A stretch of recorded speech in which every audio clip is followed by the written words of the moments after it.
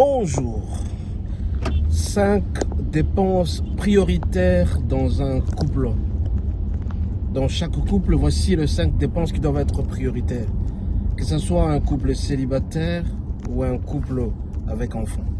La première dépense qu'un homme est appelé à prendre dans un couple, c'est le paiement du loyer. Un homme qui s'est marié et qui est capable de pouvoir payer son loyer n'est pas appelé à pouvoir se marier. Et donc, la première dépense obligatoire, que l'homme ait du travail ou pas, il est appelé à payer les loyers. La deuxième dépense prioritaire à tout prix, c'est la dépense de la nourriture, la provision.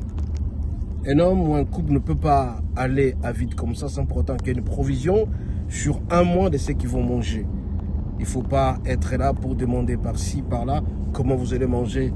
D'une part, vous demandez le Thompson, de l'autre côté, vous demandez de l'huile. Et donc, que vous ayez du travail ou pas, vous êtes appelé à pouvoir trouver votre provision.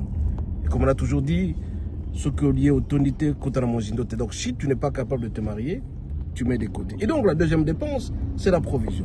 Troisième dépense, à tout prix, qu'un homme est appelé à exécuter dans son foyer, c'est l'achat de draps. Un homme doit chaque mois renouveler ses draps. Chaque mois qu'il faut renouveler le drap, parce que c'est là où se passe la vie au quotidien de chaque homme et de chaque femme.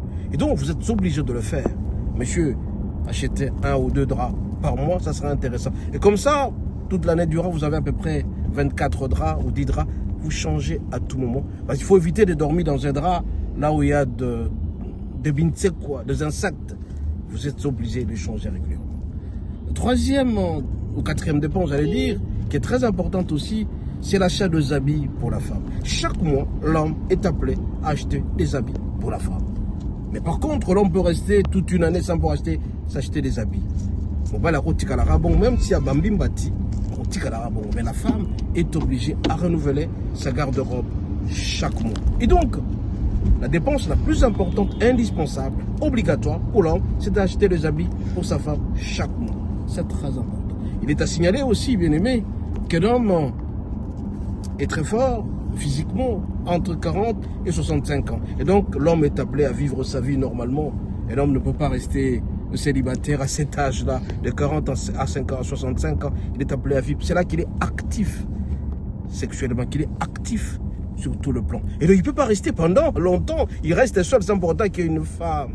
Ce n'est pas au ciel, là où on va aller vivre la sexualité. C'est sur la terre.